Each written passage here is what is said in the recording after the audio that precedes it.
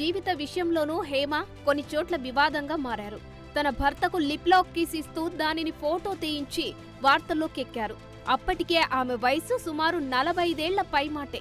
Late వయసులో ఈ ఘాటు పనులేంటని నాడు హేమపై విమర్శలు వచ్చాయి. తాజాగా హేమను అభిమానించే ఫ్యాన్స్ అంతా అప్సెట్లో ఉన్నారు.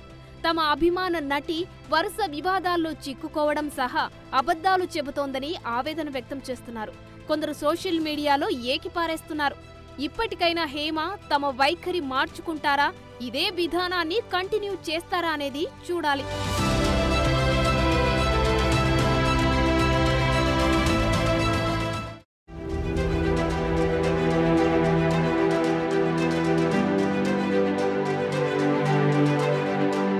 టాలీవుడ్లో తనదైన నటనతో అనతి కాలంలోనే పేరు తెచ్చుకున్న నటి.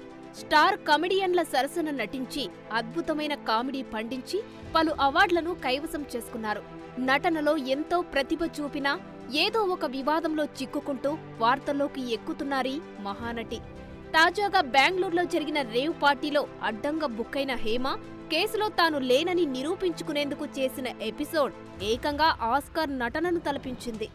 ఏమండి, నేను అన్ని ఆన్లైన్లోనే ఉన్నాను. నేను మంచిగా ఫామ్ హౌస్లో ఎంజాయ్ చేస్తున్నాను, చిల్ అవుతున్నాను. నా మీద ఈ ఫేక్ న్యూస్ వస్తుంది. ప్లీజ్, నేను ఎక్కడికి వెళ్ళలేదు, నేను హైదరాబాద్లోనే ఉన్నాను. సో ఒక ఫామ్ హౌస్లో ఎంజాయ్ చేస్తున్నాను, చిల్ అవుతున్నాను. సో నా మీద వచ్చే న్యూస్ ఫేక్ న్యూస్. అది అక్కడ మరి ఎవరున్నారో ఏమో నాకు తెలియదు. సో అది ఫేక్ న్యూస్ అండి, అవన్నీ నమ్మొద్దు. ఓకే.